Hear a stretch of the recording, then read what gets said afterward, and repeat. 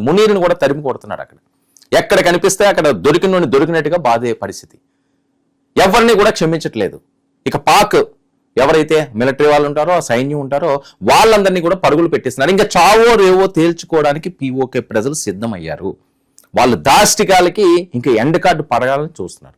మరి కశ్మీర్ విషయంలో భారతదేశానికి స్పష్టమైన వైఖరి ఉంది.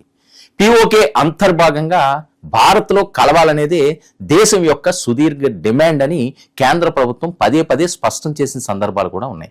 నిజానికి పాకిస్తాన్ ఆక్రమిత కాశ్మీర్ గురించి భారత్లో ఎప్పుడూ ఒక ప్రత్యేక చర్చ జరుగుతూనే ఉంటుంది. భారత రాజ్యాంగం ప్రకారం మొత్తం జమ్మూ కాశ్మీర్ భారతదేశంలో అంతర్భాగమే. అయితే 1947-48 యుద్ధం తర్వాత కొంత ప్రాంతం పాకిస్తాన్ ఆధీనంలోకి వెళ్ళింది. అప్పటి నుంచి దానిని పాకిస్తాన్ ఆక్రమిత కాశ్మీర్గా భారత్ పేర్కొంటుంది. తాజాగా పిఓకేలో చోటు చేసుకున్న పరిణామాలు మరోసారి అంతర్జాతీయ దృష్టిని ఆకర్షించాయి. పాకిస్తాన్ సైన్యం భద్రతా బలగాలకు వ్యతిరేకంగా ప్రజలు వీధుల్లోకి రావడం, పెద్ద ఎత్తున నిరసనలు నిర్వహించడం, హింసాత్మక ఘర్షణలు జరగడం, పలువురు మరణించడం పరిస్థితి తీవ్రతను సూచిస్తున్నాయి.